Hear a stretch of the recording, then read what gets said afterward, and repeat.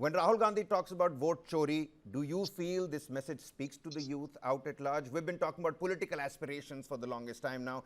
Do you see it as just another political slogan? Rahul's appeal to save the constitution, does it resonate with the larger youth out there? Thank you for having me, Kabir. Um, it's a loaded question. I think let me just take a while to just talk about it in a very non-partisan manner first. It doesn't matter if Rahul Gandhi says it or anyone else says it. Those problems are legitimate, and I think they pretty much resonate with everyone, all the stakeholders who are involved in as the citizens of the country, whether they are political or non-political in nature. Um, that said, I think when it comes to something like an insurrection which is being imposed here, I think from the perspective of a young person uh, who turned 18 in 2013, who pretty much saw the transition from one government to the other. I've been witness to the fact that there were many such problems back when I was growing up as a boy of 17 and 18 as well. And those problems uh, are pretty much the same, if not, aggravated in today's time.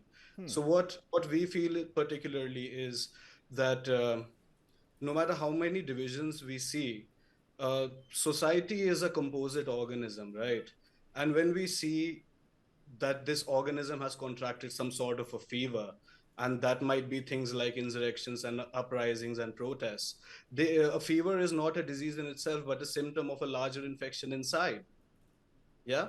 So we can keep debating about whether हमारे time पे 99 था, आपके time पे 104 बुखार हो गया. Fact of the matter is that corruption, violence against women, caste discrimination, unemployment, the economy functioning, not capitalism, I wouldn't take that line, but rather crony capitalism for that matter, which is not very partisan in nature. It has pretty much, for my existence of all 30 years, it has been a part of my reality regardless of the party I was in.